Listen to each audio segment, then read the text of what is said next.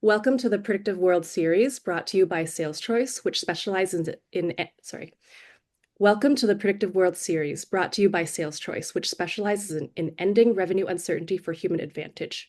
I'm your host, Jen Yim. I'm the Director of Product and Marketing here at SalesChoice, and we bring 3 services powered by our AI platform to market.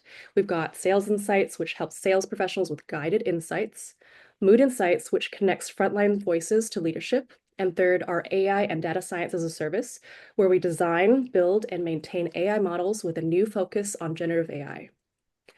Over the years, we've built a trove and a treasure chest of AI revenue growth news, podcasts, webinars, white papers, and more. And we invite our listeners to go over to saleschoice.com/resources to check it out. Today, I have with us Jim Kaskade. Welcome and pleasure to meet you. And Jim, if you can tell us a bit about your backstory. Thank you so much for inviting me. So excited. So where to start? Maybe a little bit on the personal side. So as an early entrant into the tech space, I started as an engineer, and most of my kind of passions began as a data engineer and have persisted throughout my career in trying to look for ways of using data to create competitive advantages for the companies that I've worked for, and the analytics required to kind of tease out that value in data. Super excited to be a part of the AI revolution.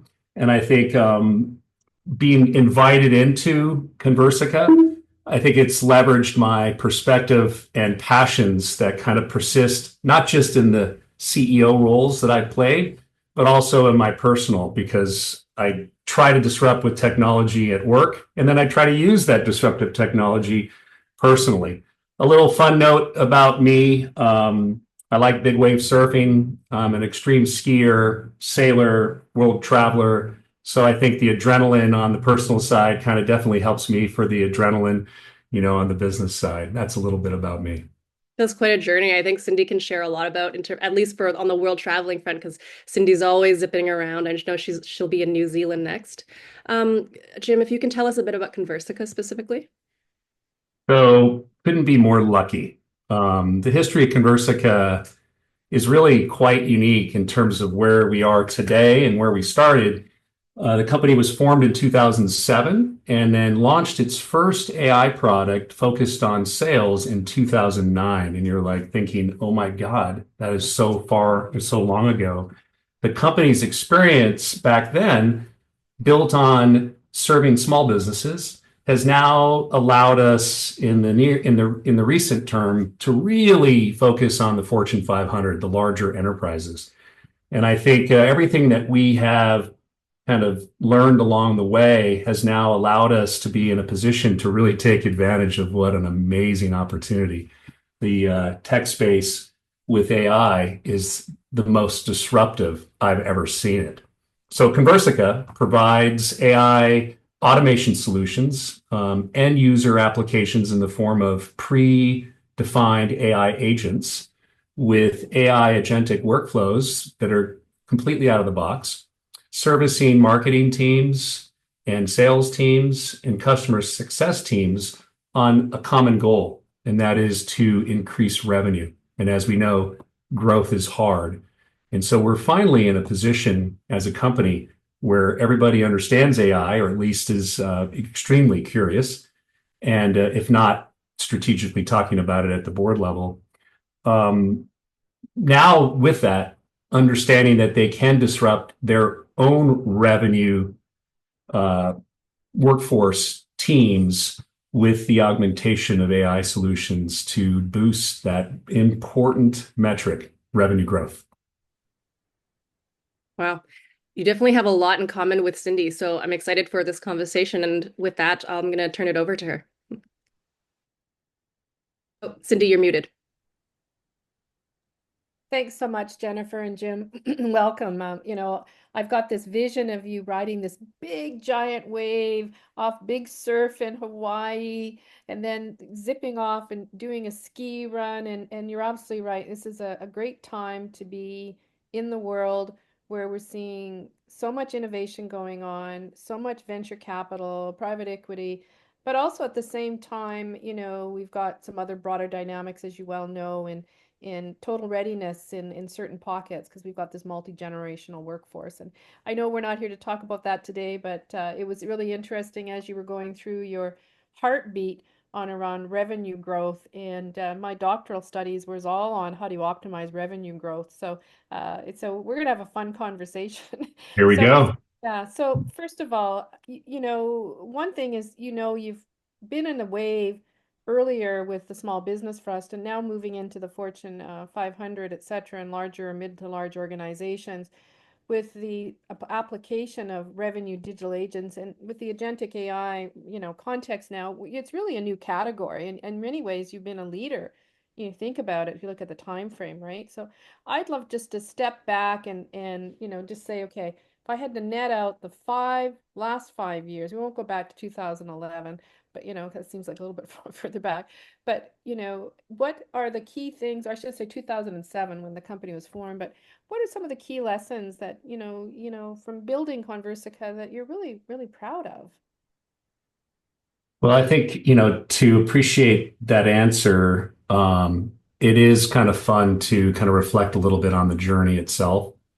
I think back in 2019, when I was first introduced to Conversica by its private equity investors, I was literally on a walk with the head of AI and the CTO office at Google talking about what was coming down the pipe, then Palm, now Gemini. And as the inventors of the transformer, this gentleman had a very early perspective. Okay, so it's only 2 years post, disclosure of that invention, which we've all now seen how it's coming to life. That led to me appreciating that this was a time where I did not want to be on the sidelines, clearly. And Conversica kind of fell into my lap, so to speak. When I looked at the business, back then we were all kind of engaged with chatbots and thinking about intelligent virtual assistants or digital assistants, blah, blah, blah. Mm-hmm. All the experiences were horrible. Mm-hmm. And even with the innovations around our business, it was still very immature and very premature to think that we were going to take the most important asset of any Fortune 500 company, aka their customers, and automate really important, customer experiences with that important asset, their customers. But I think that was the vision for us, given where at least then Google's kind of lens was, and now Meta, OpenAI, Microsoft, et cetera. So the first year in 2020 was all about diversifying our company's revenue by expanding what we were doing to more businesses. And that meant more verticals. That meant more of the larger businesses. That meant going into regions of the world where there was an appetite for this technology with thought leaders, early adopters. And so 2020, even though it was the time of COVID, it was also a time where a lot of decision makers and a lot of people that we target were looking for ways to respond to COVID in a way that's different and maybe a little more aggressive because they were, somewhat anxious, obviously, about their own revenue impacts from COVID. So we diversified revenue in year one. And then year two, we built on an ecosystem because we knew we couldn't go to market with large enterprise without those who could help us deliver. Businesses like Deloitte or PwC or Accenture as examples. And then year three, which is 2022, we started to leverage our community of customers and partners to really understand what each other's doing and learn from themselves instead of just from us, so we could get leverage. 2023 was a tough year for everybody. For us, the way we responded to that was to go global, which meant taking now large clients that we had secured in North America, knowing that their presence was global, and kind of leveraging that to expand our footprint and an awareness of us as well as consumption of us. And then last year was really a market maturity year for us. It's profitable growth. It's nothing about just throwing money at growth. It's putting a dollar of investment in every place you're going to get a larger return, a profitable return. So that was our journey over 5 years. I think from a technology perspective, which maybe the readership is interested, the audience is interested in, we adopted Google's Transformer back in 2019 when I came in because of a walk I had with this gentleman in the CTO office. The only solution then was BERT, which was an open source model of the Transformer equivalent to GPT-1. And we deployed that in March of 2020. So you could imagine while COVID was going on, we were trying to advance our AI's intelligence level. Fast forward, of course, we're leveraging the latest in GPT, which today is 4.0, and other technologies, including Llama 3.2, as well as Claude, and various models that you all know. But we're doing so in a way where we care only about our clients' brand safety and the end customer's experience as a combination. And I think the learning experiences that we've had over these 5 years is that it's hard to change our clients' business process and the way they're thinking about going to market with marketing and with sales and with customer success. There's some inherent systems, processes, and people, clearly, that every one of our clients have made significant investments in that you can't just disrupt, especially when it comes to revenue, right? You cannot disrupt, you can incrementally change. And so what that really means is learning lesson, how do you insert AI workflow technologies into existing demand gen pipeline revenue, business process. And so that you can then marry the two, kind of legacy and future and, looking forward in such a way that you've kind of created a new workforce, workforce of human plus digital, right? Yeah. That is the art and the science that we could talk in depth about, Cindy. And I think that's where it really comes down to is how to make sure that people are consuming this extremely disruptive technology, that if they don't, they become not relevant. Their competitors adopt and they don't. And all of a sudden, they're no longer number one, they're number two, number three, and they're falling to the wayside because this is not a nice to have, this is a must have. So Jim, first of all, thank you so much for sharing that perspective, but also I really appreciate that you highlighted some of the large language models, and I think for our viewers, Claude's Anthropic. I know you didn't mention some of the European players like Mistral, etc., but those are obvious. The ones that you have are always very top of mind in the North American context. A couple of questions though. You highlighted in terms of the readiness, and I know it wasn't something we talked about before, but I think you're raising a really important point on the organizational evolution, maturity, and being ready to take on agentic AI.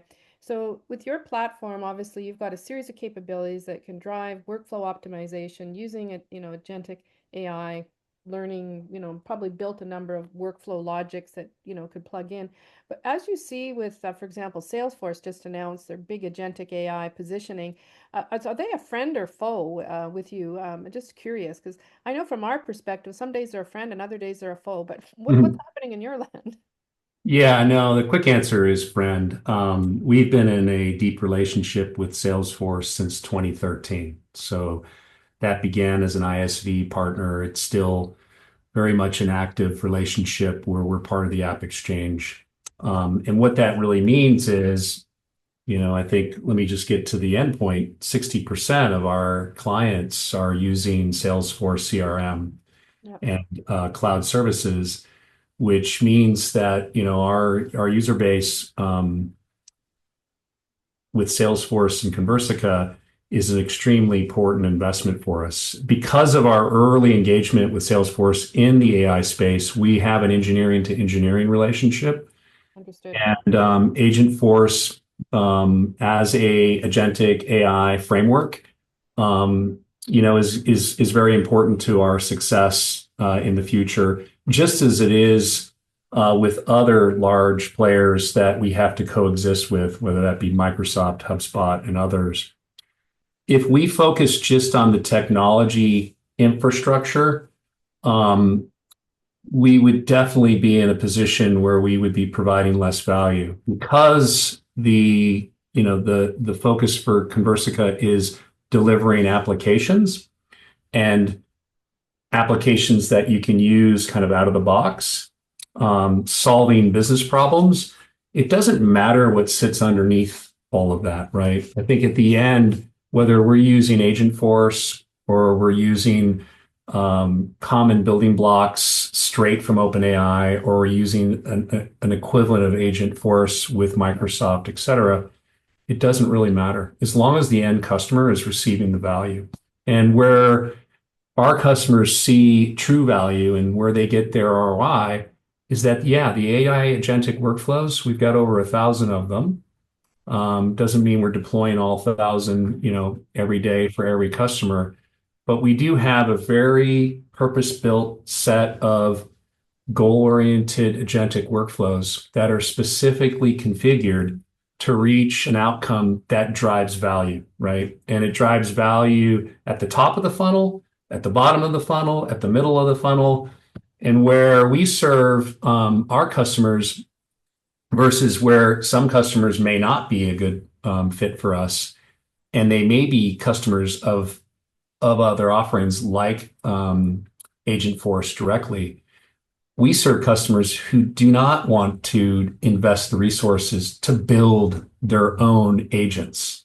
It's probably the simplest way to kind of put where our ICP, our ideal customer profile is if you want to become a agentic workflow creator and manage those and deploy those, then you probably won't be, looking at our solution. It doesn't mean that you can't have a lot of flexibility and ability to change and configure agentic workflows, but you come to us because you want something that's proven out of the box. And with us, because of our history and over 1,000 paying customers, and many of them Fortune 500, the largest, credit processor in banking doesn't come to us because they can't build it themselves, is because they don't want to build it themselves, right? And that's the big differentiator. So as long as we're kind of staying upmarket, as long as we're focused on customers that do truly want best in class, out of the box, quick time to market value, then I think the world's our oyster because we're going to leverage all the innovation that comes from you name any of the big names, right? Salesforce included. Well, it strikes me that the evolution could very well be an agentic marketplace when you think about it, because you're really, if I don't want to use necessarily the word commodity, but as you well know, there are certain practices and certain routines that have a consistent workflow logic, and they're very conducive when they're highly routinized to become Mhm. an agentic agent because there's a proven logic.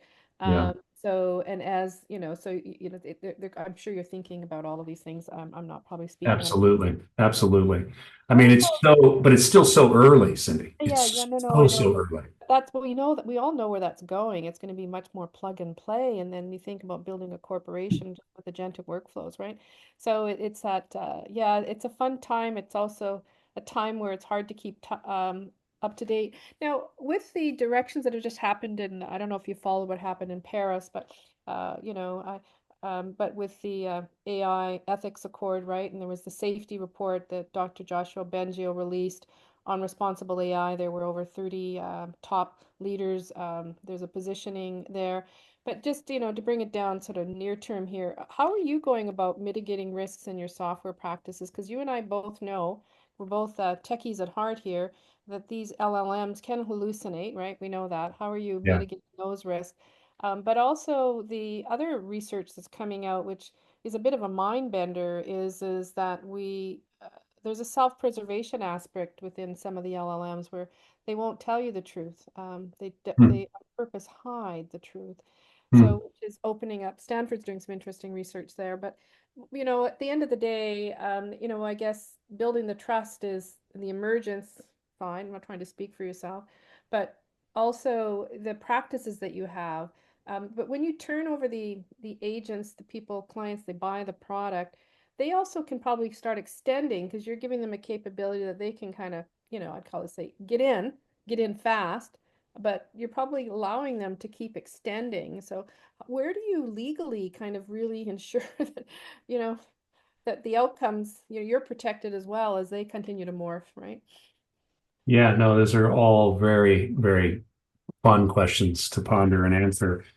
Starting with the first, I mean, the tenets of the Paris AI Declaration, no surprise, very similar to AI Act, right? So I think when we think about the EU AI Act or this current, product of the Action Summit, I think for us, we care about two things. And we drive to a common denominator that has the highest, level of protection for our most aggressive or highly regulated customers. And then I think the rest benefit from that. Um, so from our perspective, the two things that we focus on clearly is the end user and the privacy and data tech protection and everything about the use of AI in terms of protecting that end user.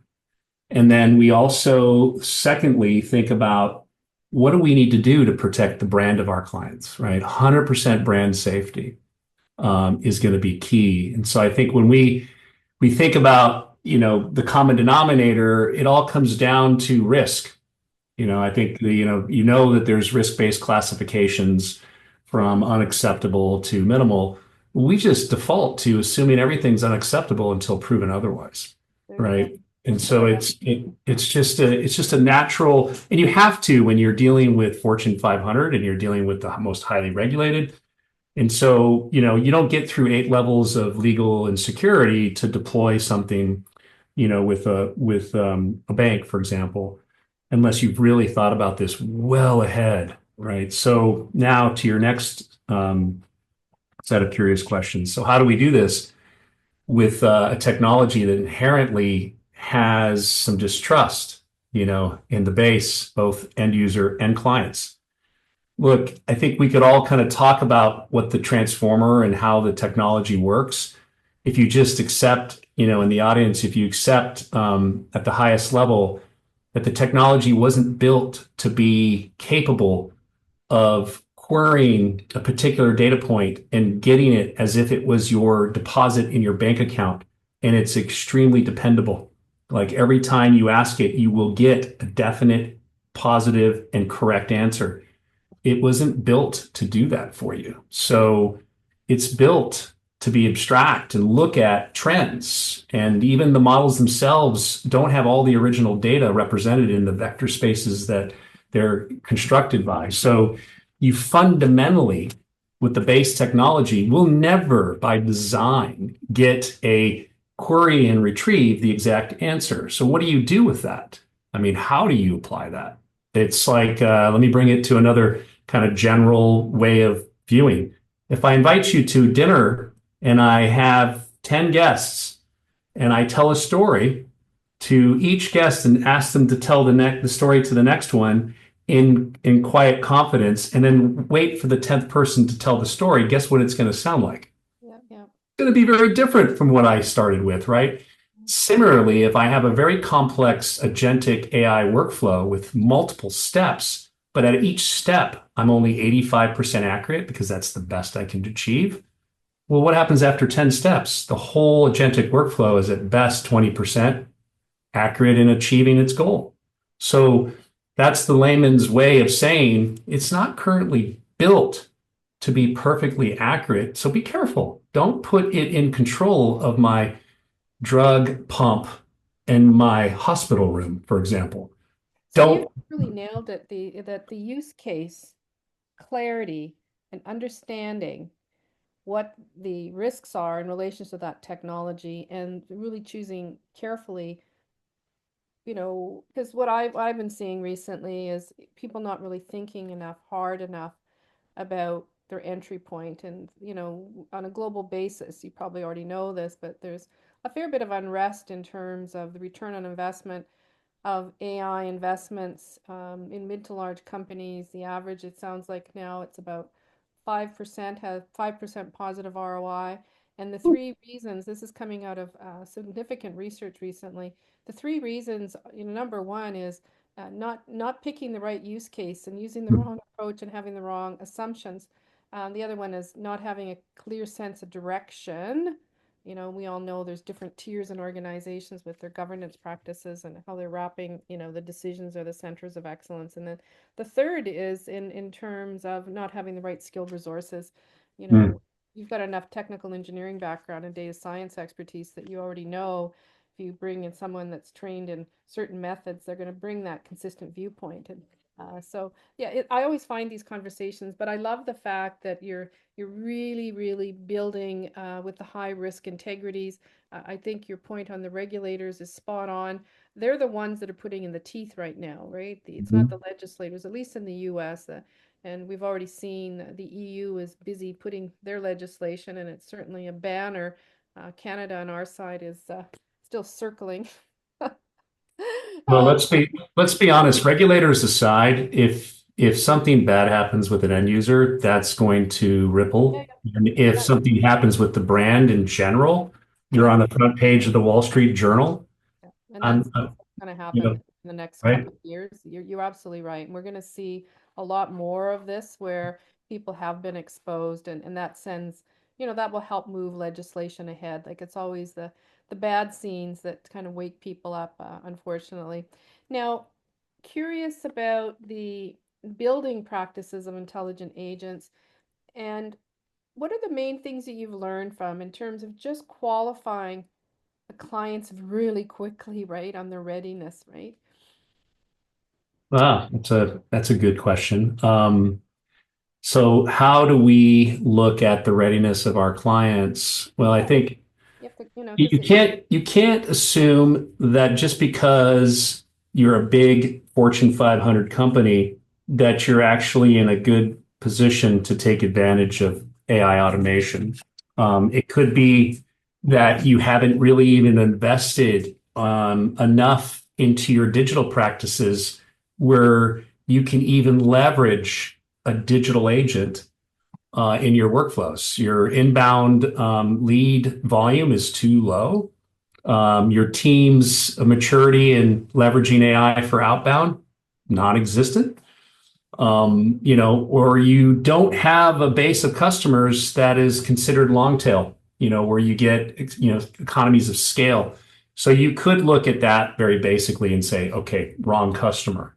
Let's assume that everybody we have at least, minimally hits that hurdle.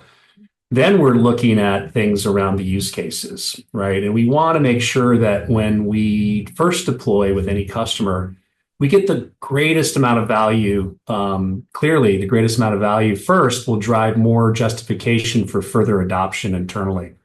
So, how do you determine or how do you create the best early success outcomes? It's looking for customers that will take those AI agentic workflow use cases that have been proven to drive better conversion to the goals that they're programmed for first. You may, for example, want to do all of your AI agent work on your outbound.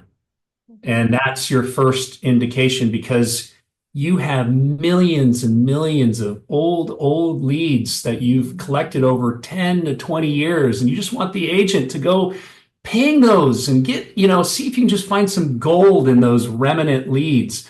Well, sure, you'll probably find some gold nuggets there, but it's not the best starting use case, as an example. So, our AI automation kind of value curve, so to speak, we point all of our clients to, okay, let's look at how well you're capturing what you're getting on the inbound. First, are you able to cover all the leads that you're currently getting? Do you have the right processes in place to get 100% lead coverage of every lead that comes in and you're not leaving any lead behind? Well, the answer is 100% always no. I don't have that covered well enough. So we'll go in and we'll say, okay, let's augment your human workforce with an AI agentic capability for prompt follow up on any inbound.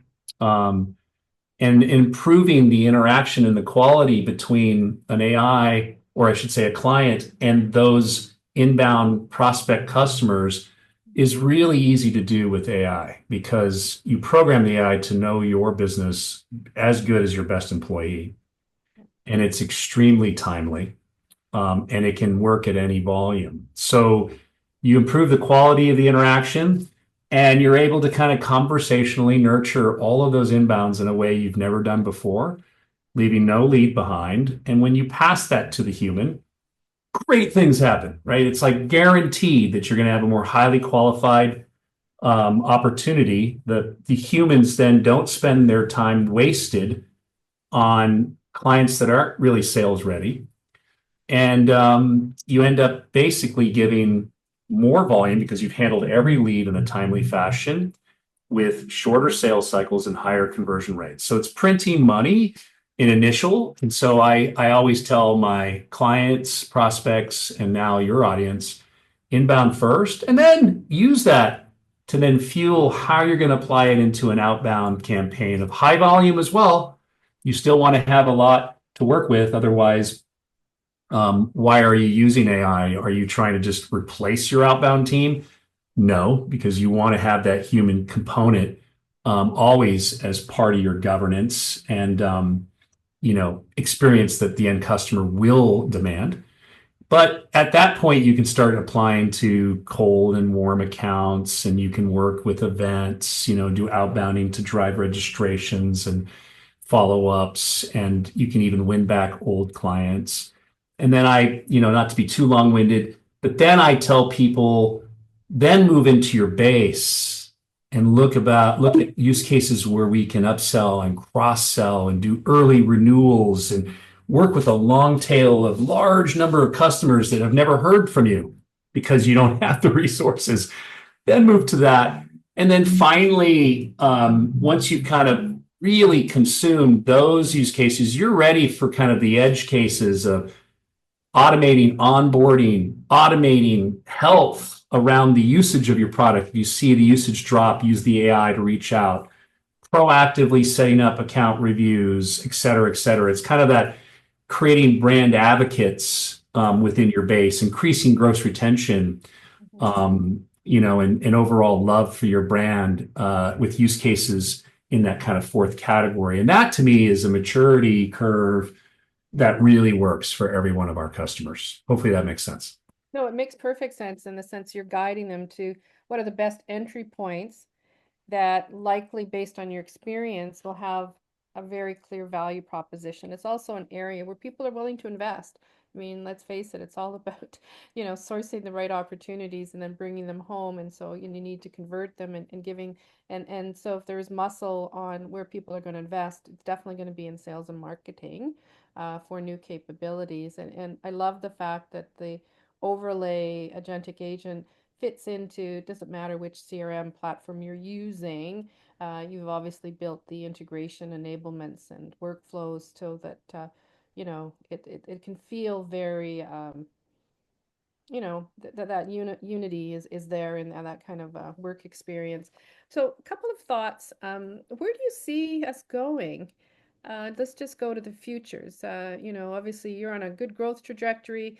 I know what it's like with private equity dudes. I'm a former venture capitalist, so the fact that you're still there, Jim, you're doing a good job. So, but let's look at the future with agentic AI and as you see also, like DeepSeek came out, but we all know there's huge risks in the security side of DeepSeek, and many folks are not using it. But it also showed us that the value of smaller LLMs, right, can add a lot of value. So what do you think is going to happen now that people know, it doesn't have to be billions and billions and billions of parameters here, that we have some other, pathways to drive more speed and agility. What's your view? Yeah, I mean, it's, just look at the past to predict the future. There's a couple of comments on that. Look when public cloud became what it is, right? AWS launched its cloud services, and we started seeing cloud adoption back in 2007 occur. A lot of enterprises said no, they're not going to use it. They wouldn't put their data in public cloud. And what did they go to? Private cloud. And then, fast forward, most of the value on cloud is not the infrastructure itself, it's the applications using it. Yeah. So here we are pouring a ton of money into the infrastructure, just like cloud back in the day. We have very little value being created by the applications because it's too early. And we have a lot of enterprises saying, no, we're not going to leverage the public LLM capabilities. We'll only do private, right? And so that's kind of the starting point. Then, as you look again, history, of course, verticalizing has always, been a way to continue to address taking a generalized solution and making it more valuable, not just in the languages of the verticals you serve, but also the ability to create impact with the technology by focusing it. So language models built, purpose built for a particular use case, in our case, sales and marketing. Our language model capabilities are very focused around that. We're not trying to, or have in our history, create an LLM that can do anything and everything. It's not Siri or Alexa.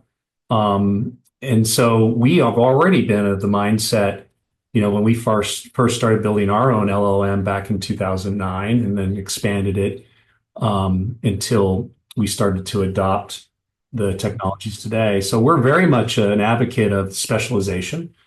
And I think it goes to show, yes, those architectures will ultimately create value. I think, where is this going to go? Well, I think if you look at the graph of LLMs, it's thousands already.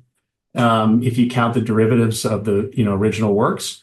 So it's already kind of become very diverse. I think if you look at big data last, when there was tons of things being created, various versions of Hadoop, it's no different. And so I think history repeats itself. The only difference is it's much more impactful and it's happening faster. Yeah. So where do we go from here? Well, everything's going to have conversational AI capabilities. Agentic workflows will be built into every application, and you've already heard SaaS is going away from the perspective that the way you interact with applications now will become completely different. And yes, I prefer to speak to something versus having to type or doing it the good old-fashioned way. So the conversational interfaces will proliferate. The uses of LLMs will proliferate. The specialization of them will proliferate. And in our world of sales and marketing, we still feel that because of the 100% brand safety that's required still, because it's early and kind of private cloud, private LLM days, we have to guarantee that there is no confabulation, no hallucination. So how do you do that? How do you guarantee that? We all know that it's kind of impossible based on everything we've even spoken about on this time together. So I look at this basically in three ways, kind of future forward. You can take this technology and you can replace it and invent something new that is completely accurate. There's going to be some work doing that, but let's assume that doesn't happen right away, that we don't evolve beyond the transformer as it's currently implemented, and then we just look at ways of using it. Well, then you've got three ways to apply it, right? You have the use of it to speak to you, the natural language generation. You have the ability to understand what you're saying, and interpret you, the natural language understanding. Yeah. And then you have this kind of function in the middle, which is decision. I understand you. So what do I do to take you to the next level or next step in my agentic workflow? I need to make a decision on which direction to take you, and then therefore what to say to you. And there's the risk. And there's the risk. So do I want to put the AI and the transformer technology into the pilot seat to make the decisions of how to fly the plane? No, not yet. And you opened up and said this yourself already. There are already very well understood processes in the world. People know how to sell using Challenger or Sandler. They know how to qualify using Bant or Anim in my world of sales and marketing, as an example. Do I need AI to reinvent a sequence of steps to properly guide you through a sales process? The answer is I can't. Even if I could with AI, I don't want to, because I don't want to take the risk of leading you in the wrong direction. Let me give you a funny analogy. I start by selling you complex software at Oracle, and I end up selling strawberries at the end. because the AI can go that far off of track, right? It can become very rogue. So I take the decision part out of the loop. Now, other agentic AI frameworks provide that. And if you use it, you're going to have to do a lot to figure out where to apply it, where not, and how to kind of try to band-aid to make sure the decisions never get too off the rails. In our case, we just don't let that happen. So now what you're left with, you're left with natural language understanding and generation. Well, guess what? Generation is the lowest risk on the planet. It's basically being good at the language that I'm speaking and understanding how to construct proper sentences. Well, it's not that simple. I have to talk about my brand. So this is where it gets kind of interesting. If I program this technology and configure it only with your brand content, like 100%, it's only your brand content. Now, think about that for a minute. If I repeat your tagline a little bit incorrectly, if I say what the value proposition of one of your particular products is a little differently, am I getting your brand in trouble? Most likely not. Matter of fact, no.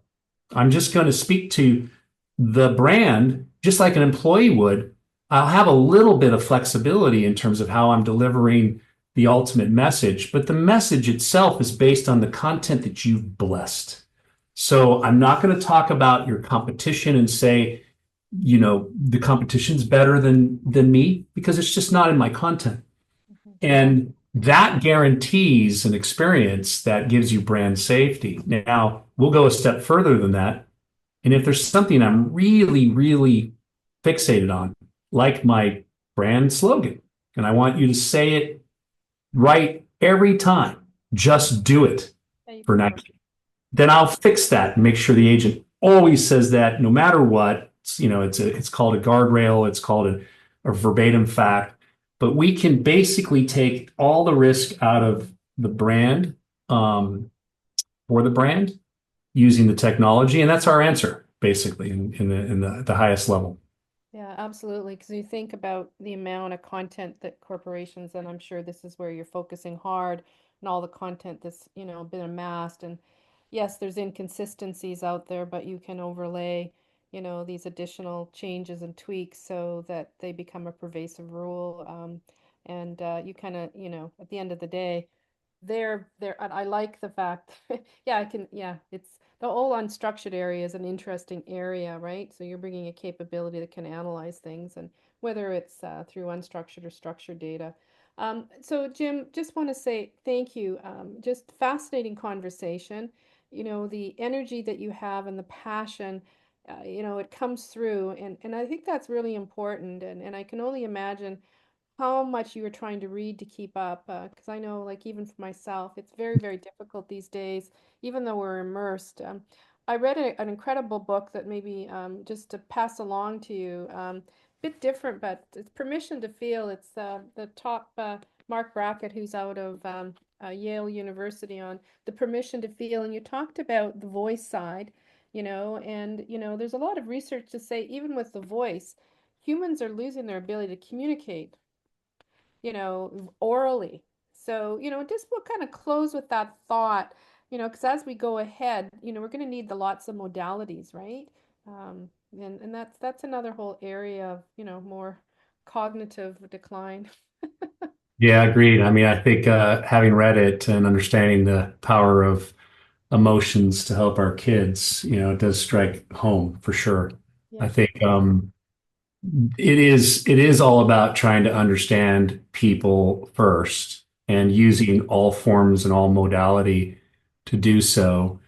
Um, AI can really add a lot of value there in terms of its breadth of understanding based on the content it's drawing from, and leverage all the modalities and do so in real time. Yeah. I think as long as we're very careful in how we apply it and we take baby steps, so I think the big brands out there who want to put some of their revenue generating, activities in the hands of AI will have to be very selective, clearly. I think the smaller businesses, what do they have to lose? I think a little bit of, misstep is okay for the SMBs. So they're going to benefit the most in terms of just trying every startup's new way of figuring out how to disrupt. And there will be innovation that will build on that. Just like back in the day, cloud took off because not of the big companies, it took off because of all the small companies. So here we go. AI for the small companies is really going to help see a lot of innovation occur. Big companies will draft that, picking the things that minimize impact to their brands because they have a scale and business size that can't take the risk, which is okay. And I think that's the beauty of this capitalistic marketplace and all the innovation in the U.S. that's occurring. And of course, your mention of DeepSeek in China. There's no borders to those who can participate. Mistral in France, et cetera. So here we go. I mean, hang on for an extremely exciting ride. Yeah, let's go surfing. Let's Good go surf it. comment to close out. Jen, I'm going to pass it back to you for closing comments. Sounds good. Just wanted to thank you, Jim. It was a pleasure to connect and chat on these fascinating topics together. And I invite again our listeners to go back to saleschoice.com/resources to see all of our amazing trove of content and join us next time on Insights into the AI World.